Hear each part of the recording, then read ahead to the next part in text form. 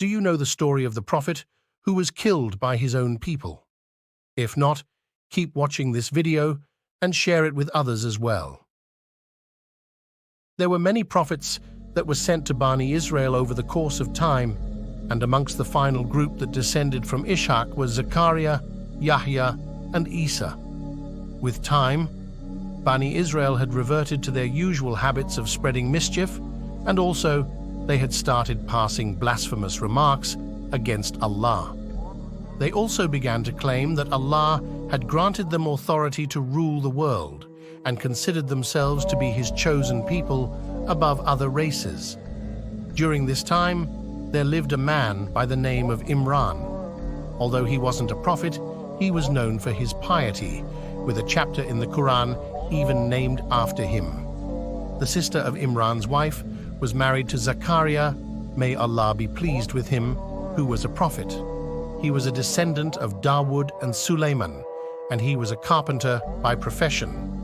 He led a simple life, and like most of the other prophets, he was of limited financial means.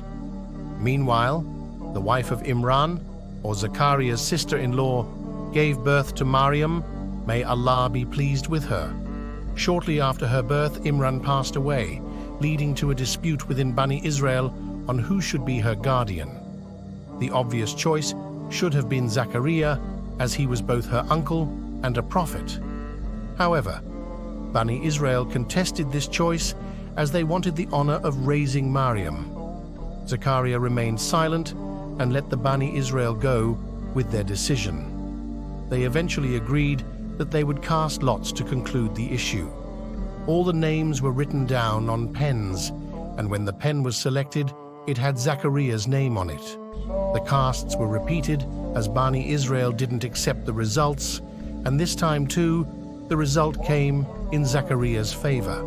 Still not content with the results, they came up with another round and put the pens in the river and stated that whichever pen would swim with the current, that person would win.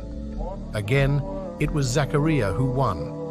Left with no choice but to finally acknowledge the results, Bani Israel reluctantly handed Zakariya the custodianship of Mariam. Though Zakariya was of limited financial means, he observed that Mariam was always surrounded by abundance of food that he didn't bring for him. These miracles made his faith in Allah even stronger.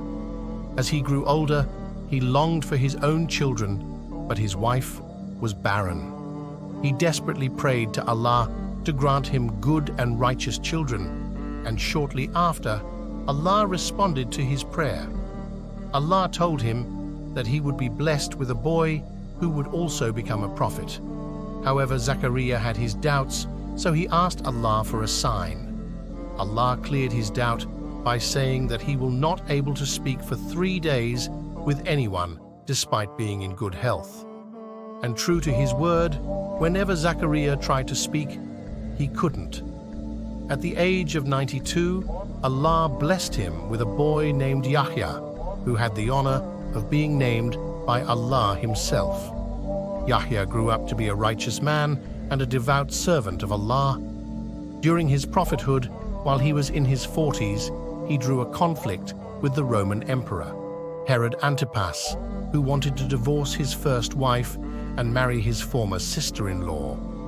Yahya told him that it would be incestuous and unlawful, and in retaliation, Herod imprisoned, then decapitated him. Shortly after, Shaitan began roaming the streets of Jerusalem and started defaming Mariam and Zakariya, inciting Bani Israel to turn against him. Zakariya ran and hid inside a tree, which opened its branches with Allah's command. Shaitan, however, saw a fragment of his cloth peeking out from a crack in the tree, which he pointed to the people. Consequently, the tree was sawed in half, killing Zakariya at the age of 130, as per historians. If you like this video, please share it with others and subscribe to this channel. Thank you for watching,